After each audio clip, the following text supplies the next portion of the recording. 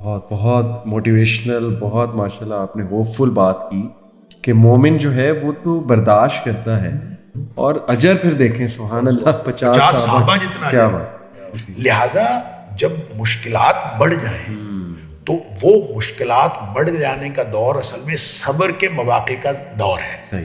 اس لیے آپ نے فرمایا ان من ورائکم ایام الصبر، کہ میرے بعد ایک تمہارے بعد ایک دور آنے والا ہے جو صبر کا دور ہے. ڈٹ کچھ جائیں. لوگ یہاں تک بھی بات کرنے لگے ہیں، اب میں کچھ لوگ کو یہ کہتے سنا ہے کہ یہ دور جو ماڈرن لائف ہے یہ ایک ہم دجالی سویلائزیشن اور دجالی تہذیب کا حصہ ہیں، تو کہتے ہیں کہ اس میں جو ہے نا وہ بچنا اب ممکن رہا ہی نہیں ہے، اور شاید وہ دور آنے والا جو پہاڑوں کی طرف جانا، اور پہاڑوں سے مراد یہ لیتے ہیں کہ بالکل آؤٹ سکرٹس میں چلے جاؤ اور آرگینک لائف اپنی گزارو، سمپل لائف اپنی رکھو، اور کم سے کم جو ہے نا یہ انٹریکشنز.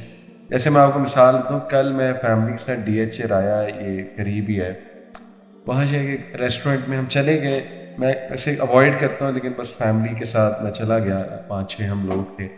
شیخ وہاں ہر دوسری گاڑی لینڈ کروزر گزر رہی ہے، اور وہ آڈی، اور پھر وہ فارچونر. تو یقین کریں کہ میں افیکٹ ہوا. میں رات کو آیا، میں نے میزان بینک کی ویب سائٹ کھولی ہے، میں نے دیکھا آج سبحان کل اللہ. لیز پہ کون سی گاڑی اچھی مل سکتی ہے اسلامک لیز پہ. یقین کریں میں رات کی ریسرچ کرتا تھا. اس کے بعد یہ ہے ماحول کا فرق. مجھے ایک دم احساس ہوا میں کیا کر رہا ہوں. ہاں. اللہ نے 2 گاڑیاں دی ہیں، اچھی چل رہی ہیں الحمدللہ، ٹھیک ہیں. آپ کو معلوم ہے کہ نبی اکرم صلی اللہ علیہ وسلم نے اس کا کیا علاج بتایا؟ جی جی.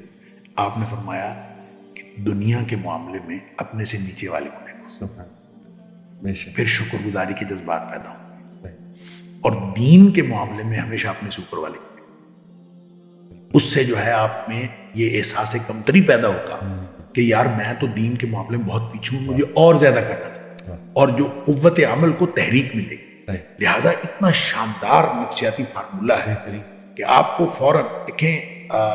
شہد سادی کے بارے میں کہا جاتا ہے کہ ان کے پاؤں میں جوتا نہیں، تو دل میں شک، دل میں شکوہ آیا اللہ سے.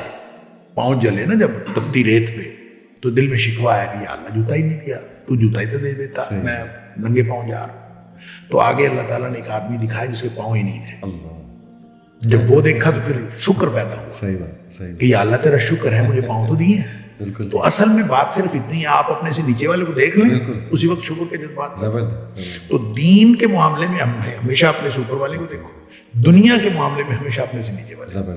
جب آپ کو یہ ہو کہ مجھے گاڑی اچھی نہیں دی، تو وہ بھی دیکھ لیں جن کے پاس گاڑیاں ہیں نہیں، وہ بھی دیکھ لیں جن کے پاس موٹر سائیکل بھی نہیں، تو فوراً آپ کو اچھے جذبات پیدا ہوں گے، اچھے خیالات پیدا ہوں گے، اور شکر کے جذبات پیدا ہوں گے.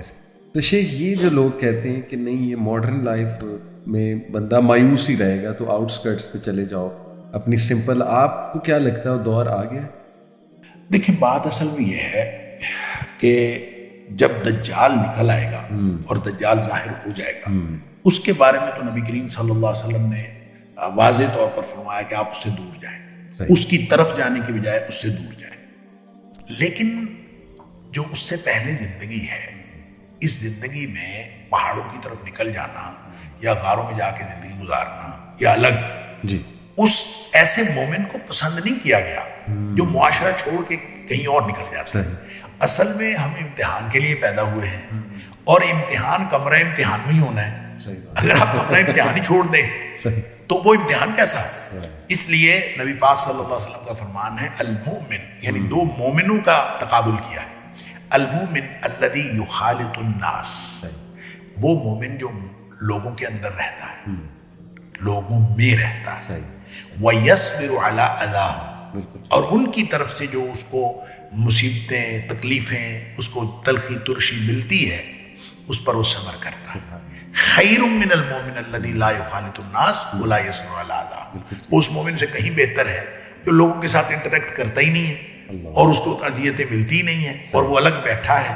تو اصل مومن وہی ہے، اور اصل ہمارا امتحان بھی یہی ہے. ہمیں اللہ نے بھیجا بھی امتحان کے لیے ہے. امتحان مختلف حالات میں مختلف ہوتا چلا جاتا ہے، اور جہاں امتحان مشکل ہو جائے نا، یہ قانون ہے شریعت کا، جہاں امتحان مشکل ہو جائے وہاں اجر بڑھ جاتا ہے. سبحان.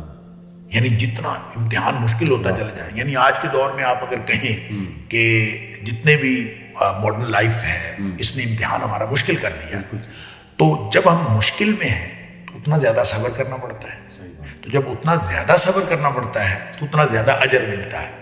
ایک حدیث میرے ذہن میں آئی کہ نبی کریم صلی اللہ علیہ وسلم نے صحابہ کرام بیٹھے تھے اور نبی کریم صلی اللہ علیہ وسلم نے فرمایا ان من ورائکم ایام الصبر، اے میرے صحابہ تمہارے بعد ایک دور آنے والا ہے جو ہے ہی ڈٹنے کا دور، صبر کا دور۔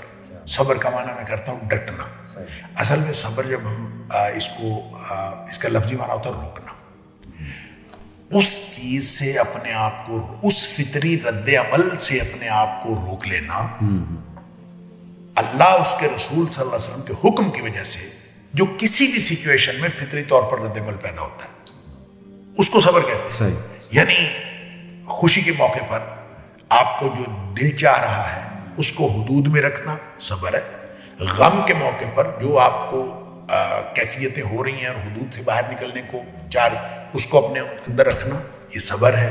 حتیٰ کہ جب آپ کسی سے فوجیں آپس میں ٹکرا رہی ہیں تو بھاگ جانے کو دل کرتا ہے، طاقتور فوج کو دیکھ کر رک جانا، ٹکرا جانا صبر ہے، ہر طرح۔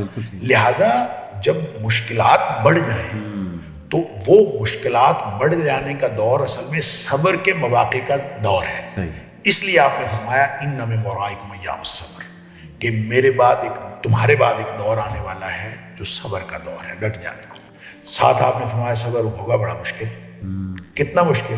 آپ فرمایا کقبض علی الجمر، جیسے آگ کا انگارہ ہاتھ میں پکڑنا مشکل ہے، یعنی ہاتھ میں آگ کا انگارہ ہو تو آدمی کو چین آتا ہے بھلا؟ فرمایا اتنا مشکل ہوگا اس دور میں صبر کرنا۔ اور صبر سے مراد کیا ہے؟ اسی حدیث کے اگلے الفاظ واضح کرتے ہیں۔ اب للعامل فیہن، اس دور میں جو عمل کرے گا، اس کا مطلب ہے نیکی پر عمل کرنے والا، دین پر عمل کرنے والا، یہی صبر کرنے والا ہے۔ فرمایا اس دور میں جب عمل کرنا اتنا مشکل ہو جائے گا، اس دور میں جو نیکی اور دین پر عمل کرے گا، اجر 50، اس کے لیے 50 لوگوں جتنا اجر۔ صحابی پوچھتا ہے، صحابہ بھی چھوڑتے نہیں تھے، ہر بات پوچھ کے چھوڑتے تھے۔ صحابی پوچھتا ہے اللہ کے رسول صلی اللہ علیہ وسلم، یہ 50 لوگوں جتنا جو اجر ملنا ہے، یہ 50 لوگ کون سے ہیں؟ اس دور کے 50 لوگ ہیں یا ہمارے دور کے 50 لوگ ہیں؟ نبی اکرم صلی اللہ علیہ وسلم فرمایا 50 منکم، اے میرے صحابہ تم 50 صحابہ جتنا اجر ملے گا جو اس دور میں دین پر عمل کریں گے۔ لہٰذا اگر مشکل ہے نا یہ دور، تو یہ اجر کا دور ہے، یہ خوشخبریوں کا دور ہے۔ مومن کے لیے جتنا بھی مشکل دور آتا ہے، اور وہ حدیث تو آپ نے سنی ہوئی ہے، نبی کریم صلی اللہ علیہ وسلم، بڑی معروف حدیث ہے، آپ نے فرمایا کہ جو مومن ہے اس کا معاملہ تو خیر ہی خیر ہے۔ ان امر المومن، مومن کا معاملہ سارے کا سارا خیر ہے۔ اور وہ جو خیر ہے وہ کیسے؟ پھر ساتھ آپ نے فرمایا وَلَيْسَ ذَاكَ لِأَحَدٍ إِلَّا الْمُؤْمِنِ، یہ معاملہ صرف مومن کے ساتھ ہوتا ہے، کسی اور کے لیے نہیں ہوتا۔ بالکل ٹھیک۔ اور عَجَبًا لِأَمْرِ الْمُؤْمِنِ، مومن کا معاملہ بڑا عجیب ہے۔ کیا عجیب معاملہ ہے کہ وہ ہر ایک حالات میں اس کو بھلائی ہی بھلائی ملتی ہے۔ پھر آپ نے اس کی وضاحت فرمائی کہ اس کو جب خوشی ملتی ہے تو یہ اللہ کا شکر کرتا ہے اور وہ معاملہ بھی اس کے لیے خیر ہو جاتا ہے، اور جب اس کو کوئی مشکل پہ پڑتی ہے، تنگی آتی ہے، تو یہ صبر کرتا ہے تو وہ معاملہ بھی اس کے لیے خیر آ جاتا ہے۔ لہٰذا مشکل میں بھی خیر اور بھلائی میں بھی خیر، یعنی خوشی میں بھی خیر، تو خوشحالی اور تنگی دونوں خیر، تو یہ مومن کے لیے معاملہ ہو جاتا ہے۔ تو لہٰذا اگر اللہ تعالیٰ ایمان عطا فرمائے تو پھر تو معاملات بہتر سے بہتر ہوتے چلے جاتے ہیں۔ تو آپ نے جو فرمایا کہ کیا ہمیں الگ ہو جانا چاہیے، تو اس ماحول سے اگر ہم الگ ہوں گے، ہاں جہاں آپ کا خیال ہو برائیاں بڑھ رہی ہیں تو برائیوں سے پیچھے ہٹنا چاہیے، اور برائیوں والے ماحول میں آپ جہاں جہاں دیکھیں کہ خرابی ہو رہی ہے اس خرابی سے پیچھے ہٹنا چاہیے۔ آپ اگر ان کو روک نہیں سکتے تو کم سے کم ان کو چھوڑ دو۔ برائی کی نفرت ہونی چاہیے، اور برائی کی نفرت اگر دل میں رہے گی تو ایمان سلامت رہے گا۔ اگر برائی کی نفرت، آپ اگر برائی کے ساتھ کمفرٹیبل ہو گئے، برائی کے ساتھ کمفرٹیبل ہو گئے، برائی کی نفرت نکل گئی، اور برائی کی نفرت نکل گئی سمجھ لیے ایمان نکل گیا۔ لہذا ایمان کی سلامتی کا آخری درجہ یہ ہے کہ آپ برائی کی نفرت دل میں رکھیں۔ لہٰذا اگر کوئی ایسی بات ہو تو برائی کو چھوڑ دینا ضروری ہے. جیسے نبی پاک صلی اللہ علیہ وسلم نے فرمایا کہ ہر شخص یعنی اپنے آپ کو یہ نہ کہے کوئی بات نہیں میں کر لوں گا, میں اس میں رہتا ہوں. نہیں, جہاں برائی ہو رہی ہے اس محفل کو چھوڑ. بالکل. جیسے نبی پاک صلی اللہ علیہ وسلم نے فرمایا کہ اس دسترخوان کو چھوڑ دیں جس دسترخوان کے اوپر شراب چنی ہوئی ہو.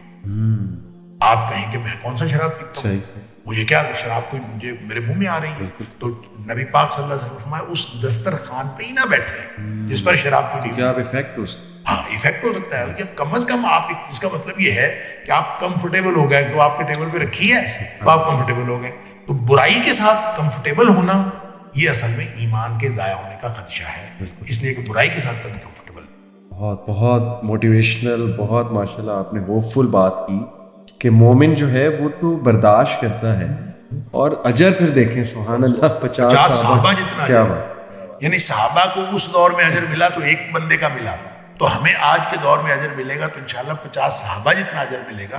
اب یہ تو آج کے دور کا مسئلہ ہے نا. جتنی مشکلات, میں تو اس لیے کہتا ہوں کہ جتنا مشکلات کا دور ہوتا ہے وہ اتنا زیادہ خوشخبریوں کا دور ہوتا ہے مومن کے لیے. اللہ کیا سوچ. تو اس میں کیا بات ہے. بہت خوبصورت, بہت.